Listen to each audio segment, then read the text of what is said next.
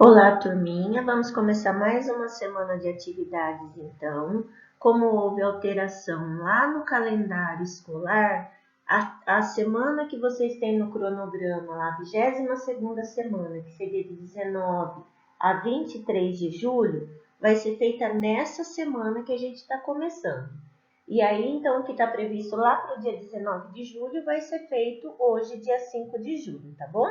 Então, não é com o livro que nós vamos trabalhar, é com a apostila. Olhem lá no cronograma, que também está em amarelinho escrito apostila. Então, comecem pegando o caderno de vocês, anotando o cabeçalho completo, com letra cursiva. Em língua portuguesa, então, lá na apostila de revisão, vocês vão pegar as páginas 139, 140 e 141. Na página 141, apenas os exercícios B e C. O que a gente vai fazer com essa página? Nós vamos ler então o conto A Bruxa e o Caldeirão, de José Leão Machado, e completar as lacunas com as palavras indicadas nos parênteses, fazendo os ajustes necessários de acordo com o texto, tá bom? Então aqui tem um desenhinho ilustrando A Bruxa e o Caldeirão, José Leão Machado. Quando preparava a sopa com uns olhinhos de couve para o jantar, a bruxa constatou que o caldeirão estava furado. Não era muito, não, senhor. Um furo pequeníssimo, quase invisível, mas era o suficiente para pinga que pinga ir vertendo os líquidos e apagando o fogo. Nunca tal lhe tinha sucedido. Foi consultar o livro dos feitiços, adquirido no tempo em que andara a tirar o curso superior de bruxaria por correspondência. Folheou de ponta a ponta, confirmou no índice e nada encontrou sobre a forma de resolver o caso. Que haveria de fazer? Uma bruxa sem caldeirão era como um padeiro sem forno. De que forma poderia ela agora preparar as horríveis poções? Para as coisas mais corriqueiras, tinha reserva dos frascos, mas se lhe aparecia um daqueles casos em que era necessário preparar na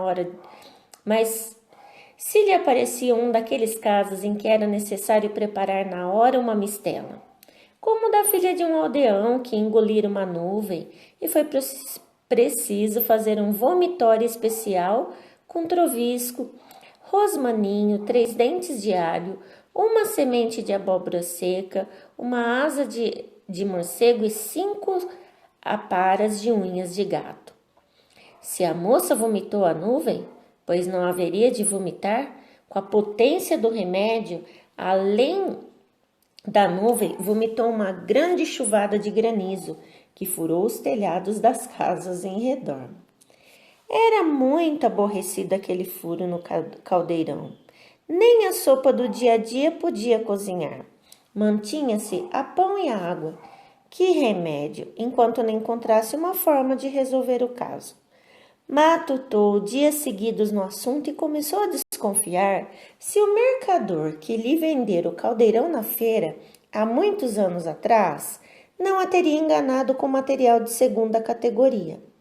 A ela, bruxa inexperiente e a dar os primeiros passos nas artes mágicas, podia facilmente ter-lhe dado um caldeirão com defeito. E aí na página seguinte, na 140, vocês vão ver que tem o verbo ali em negrito, entre parênteses, mas ele não está conjugado. Então vejam que toda a história foi contada no passado. Então não dá para continuar a história dizendo ali, ó. Decidir então ir à feira e levar o caldeirão ao mercador. Vocês vão pensar como que vai ficar esse verbo, esse decidir, tá? E aí vocês vão completar ali nesse espacinho azul, tá bom? E aí depois a mesma coisa, o segundo espacinho vocês vão completar com esse outro verbo, verificar. Depois o próximo, perguntar. Então logo após cada linha azul tem o verbo direitinho que vocês vão completar. Eu vou continuar a leitura e aí eu vou dizer o verbo que está entre parênteses. Mas vocês vão completar com a forma correta que ele tem que ser escrito, tá bom? Com o tempo correto. Decidir. Então, ir à próxima feira e levar o caldeirão ao mercador. Procurando na seção das vendas de apetrechos de cozinha, a bruxa, verificar que o mercador já não era o mesmo. Era neto de outro e, claro, não se lembrava, nem podia, das tropelias comerciais do seu falecido avô. Ficou desapontada. Aí, nananã, perguntar. Todavia, o que podia fazer com o caldeirão furado? O mercador, nananã, mirar, depois, nananã, remirar, nananã, avaliar. E disse, esse está bom para você pôr ao pé da porta e fazer de vaso. Com os pés de sardinheiras ficava bem bonito. A bruxa irritou-se com a sugestão, e se não fosse a gente toda ali na feira, a comprar e a vender, transformava-o em pássaro. Acabou por dizer, a solução parece boa sim, senhor, mas diga-me cá, se põe o caldeirão a fazer de vaso, onde cozinho eu depois? Neste novo que aqui tenho e com um preço muito em conta.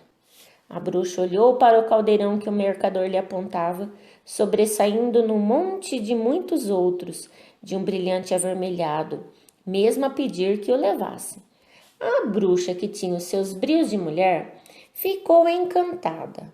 O mercador aproveitou a ocasião para tecer os maiores elogios ao artigo, gabando a dureza e a grossura do cobre, os rendilhados da barriga, o feitio da asa em meia-lua, a capacidade e o peso. Tão leve como um bom caldeirão podia ser, fácil de carregar para qualquer lado. Pois bem, levo-o. O mercador esfregou as mãos de contente. Mas aviso, acrescentou a bruxa, se lhe acontecer o mesmo que o outro, pode ter certeza de que o transformarei em sapo. O mercador riu-se do disparate enquanto embrulhava o artigo. Os anos foram passando e a bruxa continuou no seu labor, até que um dia deu por um furo no novo e agora velho caldeirão. Rogou uma praga tamanha que o neto do segundo mercador que lhe vendera a essa hora, em vez de estar a comer o caldo na mesa com a família, estava num charco a apanhar moscas. José Leão Machado, A Bruxa e o Caldeirão, história adaptada ali por Ivana de Arruda Leite, do livro Fábulas de Esopo, da editora da editora Escala Educacional, de 2004, tá? Então, depois de ouvir essa história, completar aquelas palavrinhas que faltavam com o tempo verbal adequado, nós vamos responder as questões que tem aqui na 140 e depois as questões B e C da 141. Então, letra A. O conto narra fatos que já aconteceram ou que irão acontecer.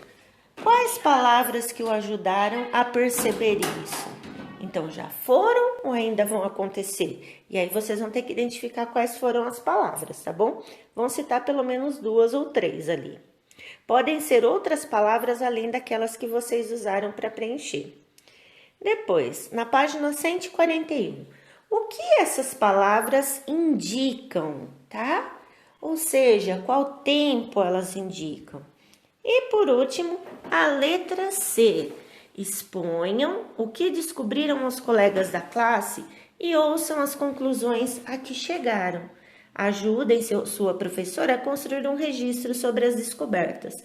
Então, quem estiver fazendo as atividades sozinho em casa, vai apenas escrever qual foi a descoberta que fez, tá bom? A próxima atividade da página vocês não precisam fazer.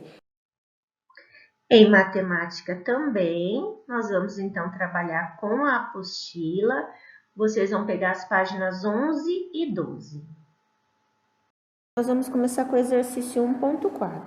Então, vamos aumentá-lo aqui para poder ler juntos. Davi e Milena estavam escrevendo e lendo números. Davi escreveu esse número, 12748, e perguntou se Milena sabia lê-lo. Milena respondeu, sei, esse número é 12.748. Davi escreveu um número maior e perguntou, e esse? Esse aqui então, 397560. Milena ficou em dúvida e utilizou o quadro de ordens e classes e escreveu. Então, ela começou colocando o número aqui, unidade, dezena e centena simples, unidade, dezena e centena de milhar. E aí, então, ela concluiu que poderia ler esse número como 397.000, porque está nos milhares, e 560. tá bom? Agora, o que vocês vão fazer de atividade? Vocês têm aqui embaixo 4 números diferentes. O da letra A, o da letra B, da C e da D. Observem que a cada 3 números aqui, unidade, dezena, centena, tem um espacinho. Um espacinho por quê? Porque pertence a outra classe. Acabou as 3 aqui, a unidade, dezena e centena da primeira classe, que é a classe das unidades simples, tem um espacinho para fazer depois unidade, dezena e centena da classe dos milhares, tá? E aí, se for mais fácil colocar no quadro esse número para ler, vocês coloquem. Senão, já pode escrever aqui. Vocês vão escrever com palavras como se lê, tá bom? Aí, na página seguinte, a página 1.5, vocês vão observar essa tabela aqui, que é sobre a população de 10 municípios do estado de São Paulo, de acordo com as estimativas do IBGE para 1º de julho de 2019. Então, tem as 10 cidades aqui: São Paulo, Guarulhos, Campinas, Águas da Prata, Avaré, Bauru, Borá, Capela do Alto, Fernandópolis e Itanhaém. E na frente de cada uma delas tem a estimativa da população para 2019, tá bom? O que vocês vão fazer? Primeiro, leia quais são as populações de Guarulhos, Bauru e Fernandópolis. Quem estiver na aulinha online vai ler para a professora junto com a professora. Quem não participar da aulinha online vai precisar escrever aqui para eu saber se vocês leram, tá bom? Arruma um espacinho aí do lado ou escreve no caderno. Coloca a página que a gente está fazendo a revisão, coloca a letrinha A ali, tá bom? Exercício 1, letrinha A, e responde: Guarulhos, escreve por extenso número. Bauru, depois escreve por extenso número. E Fernandópolis também. Lembrando que vocês vão ter que vir aqui, ó, Guarulhos. Olha o que aparece na linha do Guarulhos, tá bom? Depois Bauru. Cadê? Onde tá Bauru? Tá aqui. Então, eu vou seguir para a linha da frente e achar a população. Depois B. Escreva por extenso o número de habitantes de Itanhaém. Onde é que está Itanhaém? Procura lá na tabela. Coloca o número aqui, mas vocês vão escrever por extenso também, usando letras, tá? Depois, exercício C. Quantas ordens tem o número que indica a população de São Paulo? Foi uma das primeiras coisas que a gente aprendeu no semestre, tá? E quantas são as classes? Como você lê esse número, escreva por extenso. Então, vai ter que buscar lá na tabela a população de São Paulo. Depois, responder quantas classes tem. Aliás, quantas ordens tem. Depois, quantas são as classes e como se lê esse número por extenso, tá bom? Parece que é muita coisa, mas não é. 2 linhas é mais do que suficiente para fazer isso.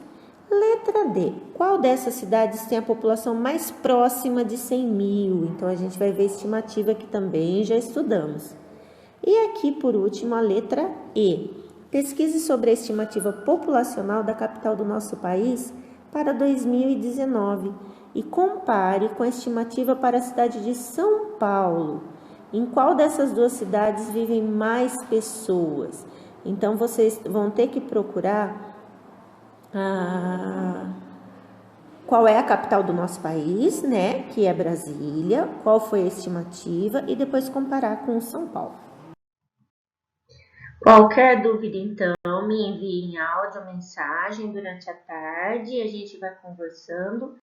E não se esqueça, é importante, vocês não têm que entregar essa apostila lá na escola.